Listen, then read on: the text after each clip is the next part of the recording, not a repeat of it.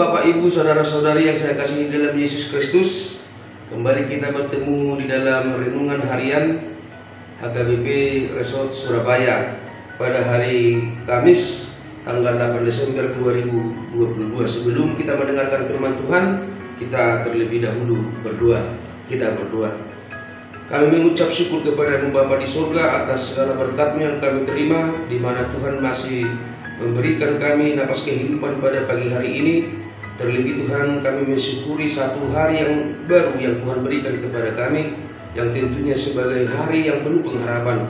Ya Bapa di surga, sebelum kami menjalani satu hari ini, kiranya kami serahkan hidup kami kepada Tuhan. Tuhan berkati kami kemanapun kami melangkah. Kami mau mendengarkan firman-Mu yang menjadi kekuatan bagi kami dalam satu hari ini. Untuk itu Bapa, layakkan kami untuk menerima firman-Mu dan kuatkan kami untuk melakukannya di dalam satu hari ini. Terpujilah Engkau. Amin. Bapak, Ibu, saudara-saudari yang saya kasihi di dalam Yesus Kristus, firman Tuhan yang menyapa kita pada pagi hari ini tertulis di dalam Yosua 8 ayat 1a. Yosua 8 ayat 1a. Begini pembacaan firman Tuhan. Kemudian berfirmanlah Tuhan kepada Yosua, janganlah takut dan janganlah tawar hati. Kemudian berfirmanlah Tuhan kepada Yosua, janganlah takut dan janganlah tawar hati. Bapak, Ibu, saudara-saudari yang saya kasihi di dalam Yesus Kristus, Tuhan berfirman kepada Yosua, janganlah takut. Apa yang hendak Yosua lakukan? Apa yang akan Yosua hadapi sehingga Allah Tuhan memberikan Yosua teguran atau juga nasihat atau juga perintah, janganlah takut dan janganlah tawar hati. Bapak, Ibu, saudara-saudari, di dalam nas ini kita lihat Yosua akan menghadapi peperangan. Yosua akan kembali berperang melawan bangsa Ai, di mana sebelum peperangan kedua ini Yosua dan bangsa Israel sudah pernah mengalami kekalahan. Kenapa mereka kalah? Yang pasti jawabannya adalah karena Allah tidak ada di pihak mereka. Bapak, Ibu, saudara-saudari, mengapa Allah tidak ada di pihak mereka? Yaitu Allah murka dengan bangsa Israel ketika akan, di dalam pasal 7 kita bisa baca, jauh melupakan atau tidak percaya atau tidak ada di pihak Allah. Oleh karena itu Bapak, Ibu, saudara-saudari, bila kita lihat di dalam nats ini, sebelum ini juga Tuhan sudah memerintahkan Yosua untuk melakukan firman-Nya, yaitu untuk menghukum mati akan. Kita bisa baca di dalam pasal 7. Dan setelah itu Yosua lakukan, maka Allah juga membalas. Allah juga kembali berfirman kepada Yosua di dalam nats kita ini, pasal 8 ini, dengan mengatakan, janganlah takut, sebab Tuhan ada di pihak mereka untuk kembali melawan bangsa Ai, untuk kembali melawan bangsa Ai. Bapak, Ibu, saudara-saudari yang mau kita lihat dalam nas ini, yang pertama, ketika kita mau mendengarkan firman Tuhan, ketika kita mau melakukan nasihat Tuhan, ketika kita mau melaksanakan ajaran Tuhan, maka dengan itu juga kita menunjukkan bahwa kita masih rindu akan firman, akan nasihat, dan akan ajaran Tuhan. Tetapi ketika kita tidak mau mendengarkan firman Tuhan, maka secara sendirinya juga kita sudah tidak menginginkan lagi Allah berfirman, Allah berperintah, atau Allah memberikan nasihat kepada kita. Kita lihat di dalam nats ini, ketika Yosua melakukan perintah Allah dalam pasal 7 untuk melakukan hukuman mati kepada Akan karena kesalahan-kesalahan Akan dan keluarganya, maka Allah kembali memberikan perintah kepada dia. Ketika kita tidak mau mendengarkan dan melaksanakan firman Tuhan, maka Allah tidak akan mengulanginya kembali. Di dalam nas ini, Bapak, Ibu, saudara-saudari, kembali kita lihat di dalam nas ini tidak hanya memberikan perintah untuk tidak takut, tetapi Allah juga membekali Yosua dengan siasat atau strategi perang dalam perang kudus yang terjadi di dalam nats kita ini. Allah memberikan kekuatan, Allah memberikan strategi perang kepada Yosua, yaitu Allah menyuruh Yosua untuk menggerakkan seluruh tentara yang ada di Israel untuk melawan bangsa Ai. Allah memerintahkan Yosua untuk menggerakkan semua kekuatan yang bisa mereka berikan, yang mereka lakukan pada saat itu. Di mana Allah juga memberikan strategi peperangan. Yang pertama, tentara yang mau berperang itu, bangsa Israel yang mau berperang itu akan dibagi menjadi dua gelombang. Gelombang yang pertama akan membawa 30.000 dan gelombang kedua akan datang lagi 5.000. Dan yang 5.000 ini sudah diperintahkan Yosua untuk bersembunyi di luar tembok, tetapi jangan tidak terlalu jauh. Dan yang 30 ini yang pertama berperang, memancing tentara Ai keluar, dan seolah-olah mereka berperang, dan seolah-olah mereka berpura-pura mundur, berpura-pura kalah dan mundur. Dan ketika mereka mundur, Bapak Ibu Saudara-saudari, tentara yang bersembunyi 5.000 orang tadi itu kembali memerangi bangsa Ai, dan dengan itu mereka berhasil. Yosua dan juga bangsanya kembali merasakan kemenangan dan mengalahkan bangsa Ai. Dari sini kita lihat Bapak Ibu Saudara-saudari, ketika Allah berfirman, ketika Allah menjanjikan sesuatu kepada umatnya, itu pasti akan diberikan.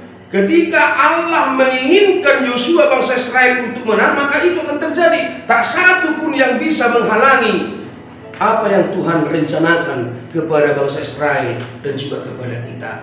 Yosua menang, Bapak Ibu Saudara-saudari. Dan Yosua dan bangsa Israel mengucap syukur kepada Tuhan atas kemenangan itu. Melalui nats ini Bapak Ibu Saudara-saudari, apa yang mau dikatakan kepada kita orang Kristen yang mempercayainya pada satu hari ini? Yang pertama, kita harus mau mendengarkan firman Tuhan. Kita harus mau mendengarkan firman Tuhan. Dan yang kedua, kita tidak boleh takut Bapak Ibu Saudara-saudari. Di dalam buku ND kita 520 dikatakan, partangisa dohape portidion holso arsak sahid pesai manosa dotetong iko songgok hamatian tusudin jolmai dan gawisi hadiaratai. Itu bukan sesuatu yang harus ditakuti, tetapi itu sesuatu yang harus dilawan Bapak Ibu Saudara-saudari. Mengapa ada rasa takut kepada kita? Karena kita mengakui hebatnya dan jagonya siasat iblis untuk membawa kita ke jalan yang salah. Oleh karena itu perintah Tuhan kepada kita pada satu hari ini, kenakanlah perlengkapan peperangan. Jangan pernah takut kepada musuh kita pada saat ini, yaitu si iblis. Bukan perang kudus lagi Bapak Ibu Saudara-saudari yang akan kita hadapi, tetapi musuh kita yang paling kuat pada saat ini adalah iblis. Karena di mana iblis selalu melakukan siasatnya untuk membawa kita semakin jauh dari Tuhan.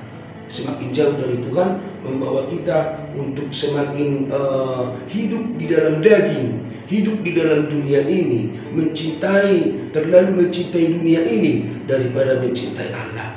Oleh karena itu Bapak Ibu Saudara-saudari, kita diingatkan jangan takut. Kenakanlah pakaian peperangan, perlengkapan peperangan.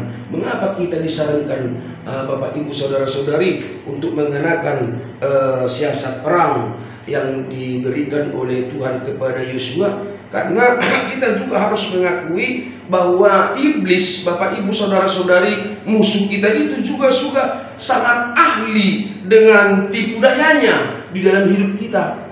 Sangat ahli. Oleh karena itu di dalam Efesus 6 ayat 11 dikatakan, kenakanlah seluruh perlengkapan senjata Allah supaya kamu dapat bertahan melawan tipu muslihat iblis. Itu yang mau Tuhan inginkan dari kita Bapak Ibu Saudara-saudari. Ketika kita tanpa Tuhan di dalam kehidupan kita, maka yakinlah kita akan kalah. Kita akan kalah.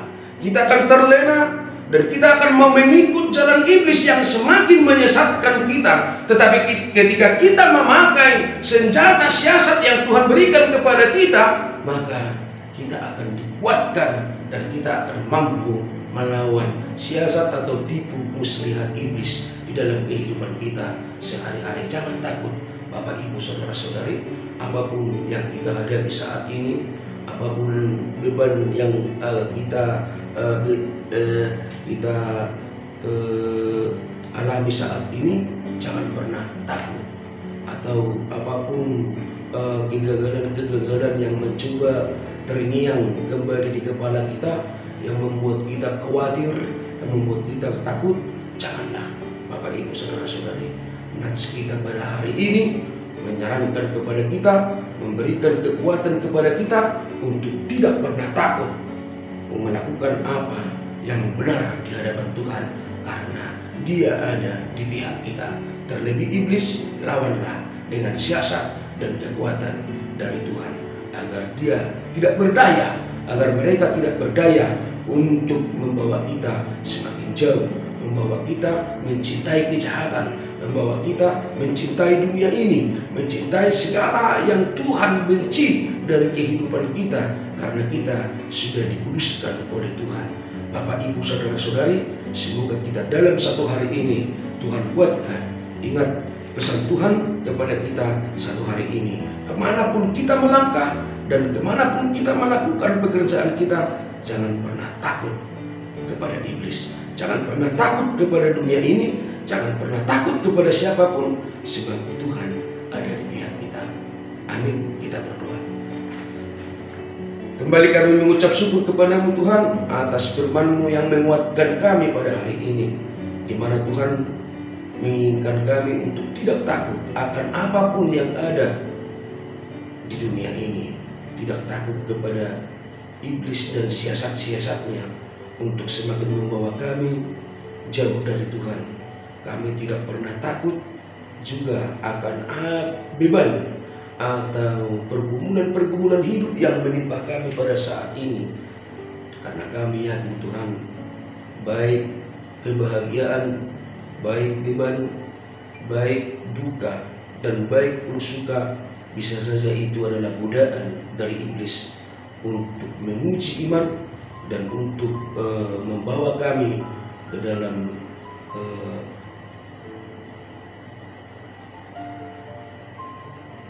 dosa, dan juga untuk selalu jauh dari Tuhan. Bapa, Tuhan kami Yesus Kristus, berkati kami seluruh jemaat-Mu pada satu hari ini Bapa, hingga dari anak-anak hingga lanjut usia.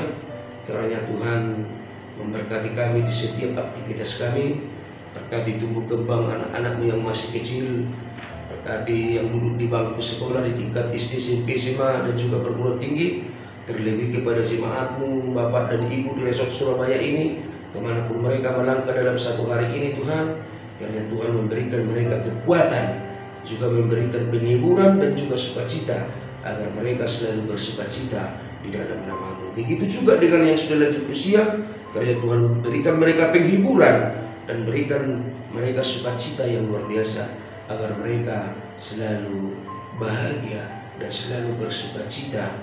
Hanya di dalam nama anak-Mu Yesus Kristus kami berdoa. Amin. Shalom Bapak Ibu Saudara-saudari. Semoga Tuhan memberkati kita dalam satu hari ini, kemanapun kita melangkah.